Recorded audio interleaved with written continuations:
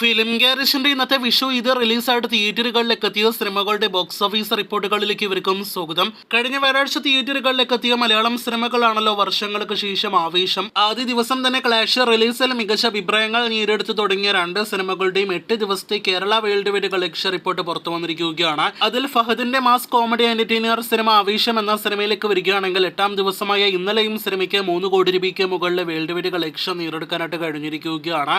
ഇതോടെ തുടർച്ചയായിട്ട് 8 ദിവസവും 3 കോടി രൂപയ്ക്ക് മുകളിലാണ് ഫഹദ് ഫാസിൽ സിനിമയുടെ കേരള ഗ്രോസ് കളക്ഷൻ. സിനിമയുടെ 8 ദിവസത്തെ കേരള ഗ്രോസ് ഇതുവരെ 28 കോടി 15 ലക്ഷത്തിലേക്ക് എത്തപ്പെട്ടിരിക്കുകയാണ്.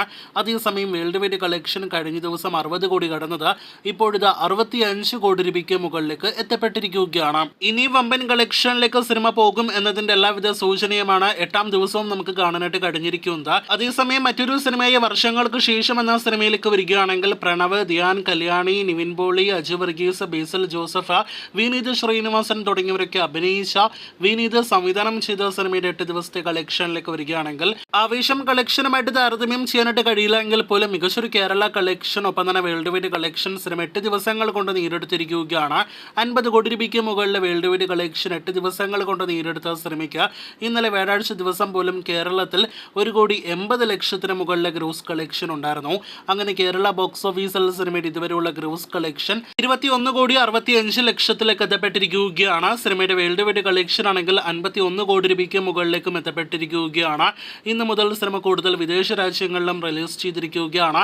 ഈ വീക്കെൻഡിൽ മികച്ചൊരു കളക്ഷനും നാം പ്രതീക്ഷിക്കുന്നുണ്ട്. ആവേശത്തിന്റെ ആണെങ്കിലും വർഷങ്ങൾക്ക് ശേഷം എന്ന സിനിമയുടെ ആണെങ്കിലും ഓരോ ദിവസത്തെ കളക്ഷൻ കേൾക്കുമ്പോൾ പലരും ചോദിക്കുന്ന ഒരു പ്രധാനപ്പെട്ട കമന്റാണ് സിനിമകളുടെ ബഡ്ജറ്റ് എത്ര എന്ന്. കൃത്യമായ ബഡ്ജറ്റ് ഇനിയും എവിടെയും രേഖപ്പെടുത്തിയിട്ടില്ല എങ്കിൽ പോലും രണ്ട് സിനിമകളുടെയും എസ്റ്റിമേറ്റഡ് ബഡ്ജറ്റ് റിപ്പോർട്ട് പ്രകാരം 30-35 കോടി റേഞ്ചിലാണ് ആവേശം ബഡ്ജറ്റ് എങ്കിൽ 20 കോടിയോളം രൂപയാണ് വർഷങ്ങൾക്ക് ശേഷം എന്ന സിനിമയുടെ ബഡ്ജറ്റ്. അപ്പോൾ രണ്ട് സിനിമകൾക്കും ബഡ്ജറ്റ് ഉണ്ട് എന്ന് ഇതിൽ നിന്ന് വ്യക്തമാകുന്നു. അതുപോലെ തന്നെ രണ്ട് സിനിമകളും ഫെസ്റ്റിവൽ റിലീസായിട്ട് തിയേറ്ററുകളിലേക്ക് എത്തി വെറും 8 ദിവസങ്ങൾ കൊണ്ട് തന്നെ തിയേറ്ററുകളിലെ വിജയിച്ചും കഴിഞ്ഞിരിക്കുകയാണ്. കാത്തിരിക്കൂ സിനിമകളുടെ തുടർന്നുള്ള ബോക്സ് ഓഫീസ് കളക്ഷൻ റിപ്പോർട്ടുകൾ കേട്ടാം.